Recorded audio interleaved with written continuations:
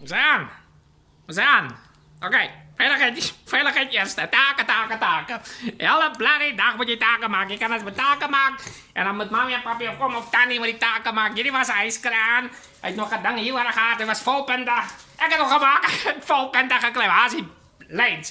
Ik heb volpunten gekleed met hij taak. Nou kom je alle vrienden. Zij zijn wel ook een taak. Oh, mijn dochtertje zijn met elkaar ijskraan. En nou, ze zijn bij.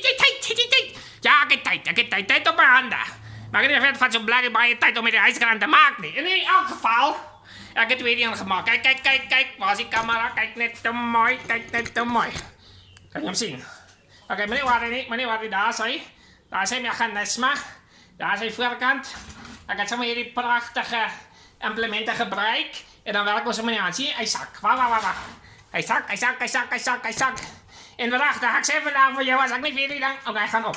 Als ik niet weer dan vol ben, dan kan je hoeft dan niet wat noodwendig brand is. Maar dit dan werkt niet meer. Dat is een idee, dat is een gedachte. Nou ja, daar gaat hij af. Hij gaat af. Je gaat niks optellen van tijd. Nee, maar geen van hakken of wat dan niet meer wel.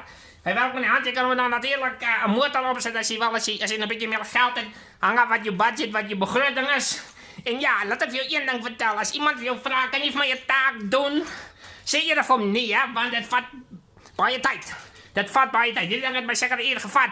En als ik niet vol ben, dan krijg je niet meer neer. Dan kom ik dan vanavond naar jouw huis toe. En ja, ontzort jou uit. En dan draai ik aan de kraan om jou groot te doen. Zodat ik jou ook kan optellen. Bij die langpaal. Ja, daar is die kraan. 10 uit 10, 100%. En als je mij belt om je taak te maken, ik ga niet antwoorden. Mijn voet naar stakken, dan kan ik hem net aan die trein gaan gooien. Ik ga niet voor jouw taak maken. Oké, goed, dat is Ben. Bye.